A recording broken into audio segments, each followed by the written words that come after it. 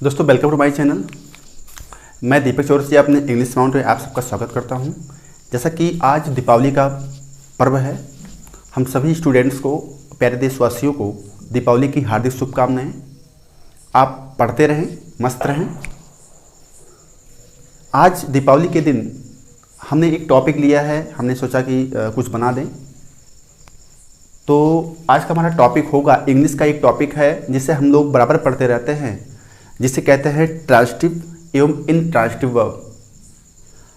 हिंदी में अगर हम बोले तो सकर्मक और अकर्मक क्रिया।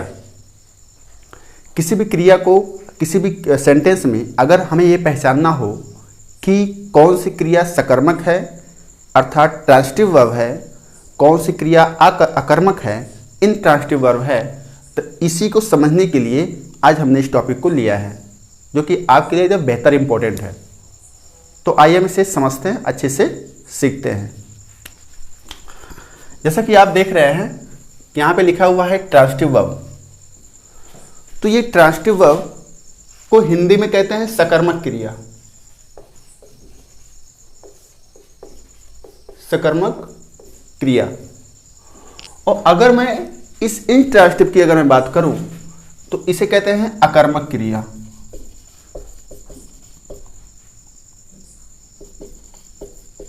क्रिया हिंदी के शब्दों से हमें यह पता चलता है कि सकर्मक मतलब सकारात्मक चीजें, अर्थात जिसमें कर्म हो, और इसमें हमें मालूम पड़ता है जिसमें कर्म ना हो। Concept clear? अब आइए हम समझते हैं इस चीज को।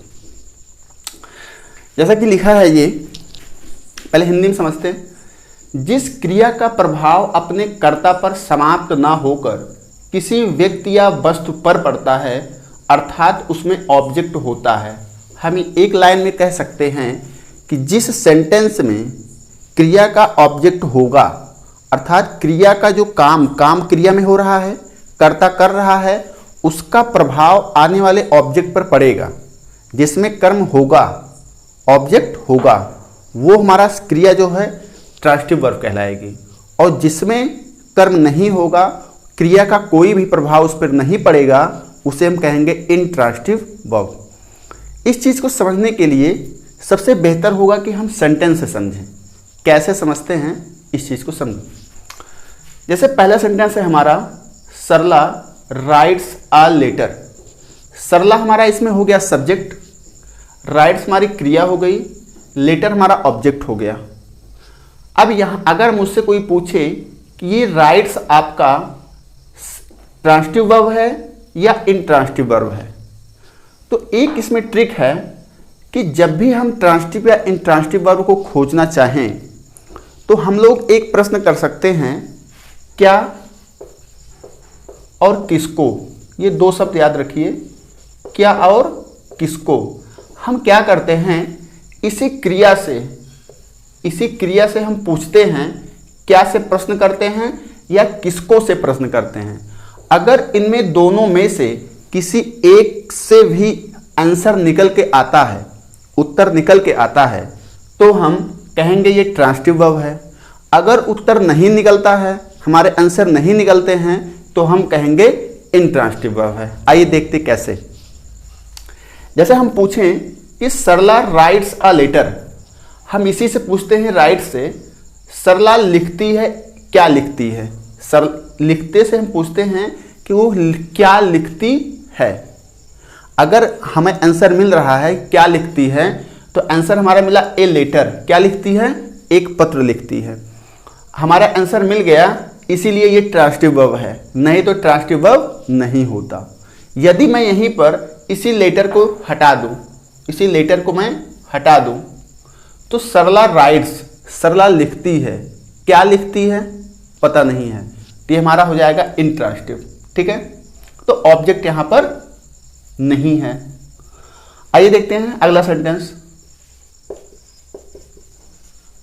The cat kills a rat. The cat subject हो गया, किल्स मतलब मारती है, ए रैट चूहे को। अब किल्स मतलब मारना, इससे हम पूछें क्या मारता है, तो होती रैट।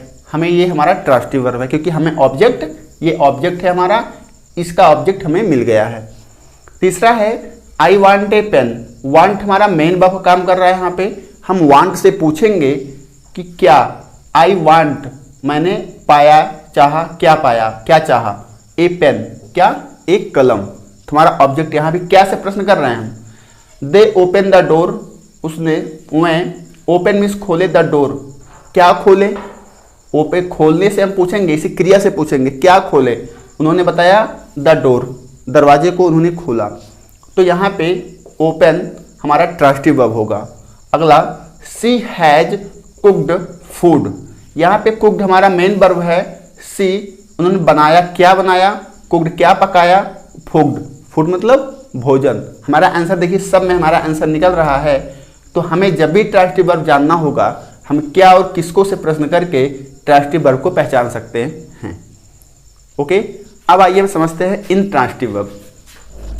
इंट्रांजिटिव वर्ब का मतलब होता है अकर्मक क्रिया, जब क्रिया का प्रभाव कर्ता पर ही समाप्त हो जाता है, ऑब्जेक्ट नहीं होता। अर्थात हम कह सकते हैं जिसमें ऑब्जेक्ट नहीं होता है, जिसमें कोई भी ऑब्जेक्ट ना हो, उसमें उसे हम कहेंगे इंट्रांजिटिव वर्ब। जैसे राम बीप्स, राम रोता है।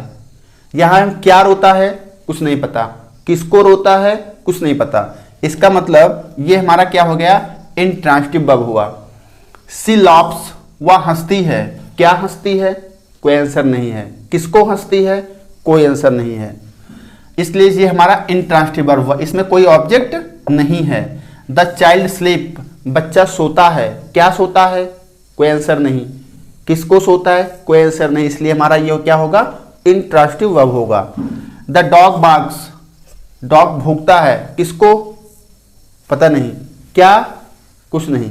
इसलिए ये इंट्रांजिटिव वर्ब होगा। आगे देखिए, dogs are running on the road.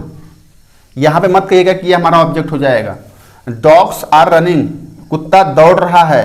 कहां दौड़ रहा है, मुझे इसका आंसर मिल रहा है। किसका आंसर मिल रहा है, कहां का आंसर मिल रहा है, रोड पर दौड़ रहा है, ना कि क्या का आंसर मिल रहा है। ना तो मुझे क्या का आंसर मिल रहा है, ना मुझे किसको का आंसर मिल रहा है। जहां पे इसी दोनों का आंसर मिलेगा तभी ये ट्रांजिटिव वर्ब कहा जाए, ट्रांजिटिव वर्ब होगा। नहीं तो ये कौन सा वर्ब होगा, इंट्रांजिटिव वर्ब होगा, अकर्मक क्रिया। ओके, तो ये आज का हमारा टॉपिक था ट्रांजिटिव और इंट्रांजिटिव वर्ब। आपको कैसा लगा इस टॉपिक में, कहीं पे डाउट हो तो आप क्वेश्चन पूछ सकते हैं विदाउट हेजिटेशन। तो